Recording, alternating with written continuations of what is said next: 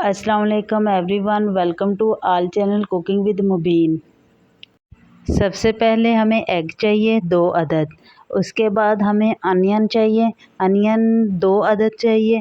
Onion के बाद हमें ग्रीन पेपर चाहिए। ग्रीन पेपर के बाद हमें टमाटो चाहिए। टमाटो के बाद हम अपनी रेसिपी की तरफ चलते हैं। रेसिपी हमारी है कि घर में आमलेट का आसान तरीका हम आपको सिखाने जा रहे हैं।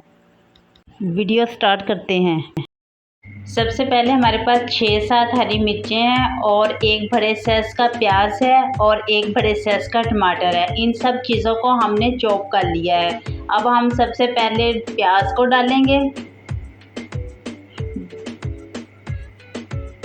प्याज को डालने के बाद हरी मिर्चों को हम एक प्लेट में डाल लेंगे। आप अपने टेस्ट के मुताबिक ज़्यादा या कम भी कर सकते हैं। और टमाटर हम इसके अंदर ऐड करेंगे। अब हम अपने मसाले जात की तरफ आते हैं। सबसे पहले कुटी हुई सुरख मिर्च डालेंगे और उसके बाद नमक 1 खाने का चम्मच है। हाफ खाने का चम्मच सुरख मिर्च है और कुटा हुआ ज़ीरा डाल लेंगे। डालने के बाद अब हम इसके अंदर अंडों को शामिल करेंगे।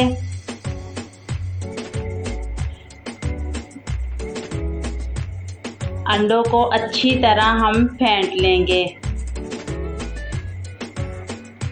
मिक्सिंग वगैरह अच्छी तरह करें।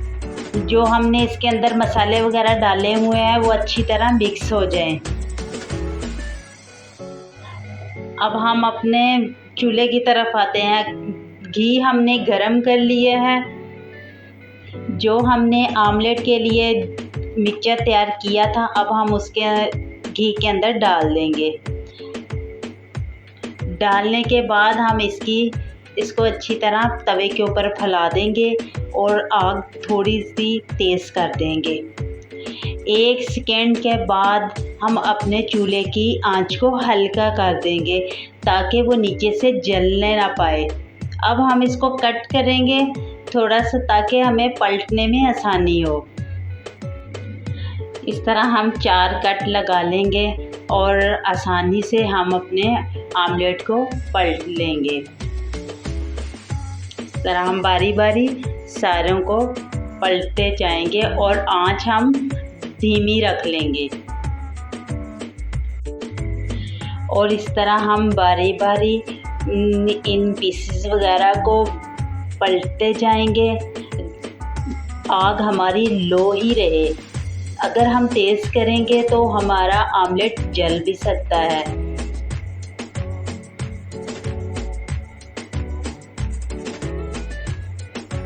इस तरह आप अपने घर में इजी तरीके से आमलेट तैयार कर सकते हैं। अब हम एक प्लेट लेंगे, उसके अंदर ये सारे पीसेस वगैरह हम इसके अंदर डाल देंगे। इस तरह बारी बारी डालते जाएंगे। माशाल्लाह से हमारा आमलेट रेडी हो चुका है। इसको ज़्यादा टाइम भी नहीं लगता था। अगर हमारी वीडियो अच्छी लगे उसे लाइक करें, सब्सक्राइब करें, बेल आइकन के बटन को दबाना ना भूलें ताकि हमारी हर आने वाली रेसिपी आप तक पहुंच सके। स्टे ब्लेस्ड एंड अल्लाह हाफिज़।